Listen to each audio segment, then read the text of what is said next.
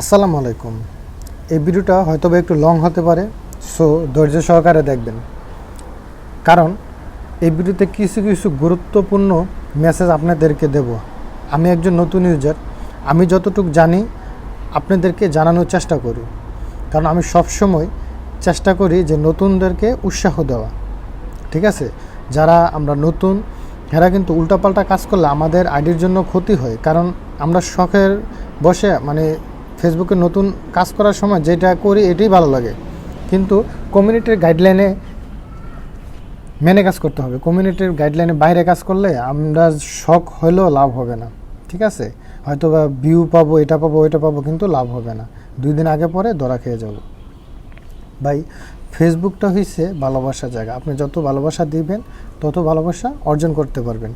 কিন্তু আমরা কিছু কিছু ভুল করে থাকি ছোটোখাটো, যেরকম আমরা মনে করি কি আমরা একটা পোস্ট করলে অনেক ফ্রেন্ড সার্কেলে ট্যাগ করলে, ঠিক আছে, ট্যাগ করলে হয়তো বা আমার ভিডিওটা ভাইরাল হয়ে যাবে, আমার পোস্টটা ভাইরাল হয়ে যাবে।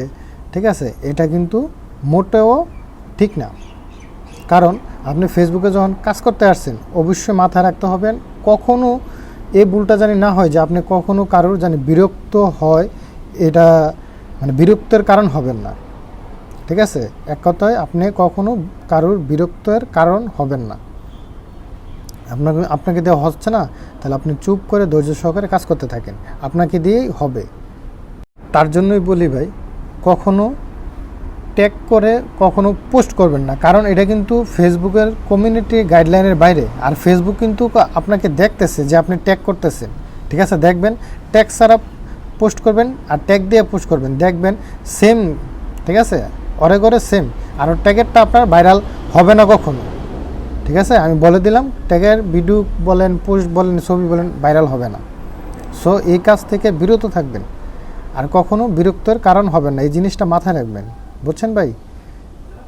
ট্যাগের বিষয়টা আমি কেন বললাম এই ভিডিওতে, ঠিক আছে, এটা কিন্তু আপনারা বুঝে নেবেন, কারণ আমরা নতুনরা অনেক কিছু ভুল করে থাকি। ঠিক আছে, আমরা কপিরাইট ভিডিও বানাই, কপিরাইট পোস্ট করি, কপি করে এখানে ছেড়ে দেই। ঠিক আছে, এইটা আবার ট্যাগ করি, কিন্তু যে চায় যে সাকসেস হইতে, হের চিন্তা ভাবনা কিন্তু কপিরাইট না।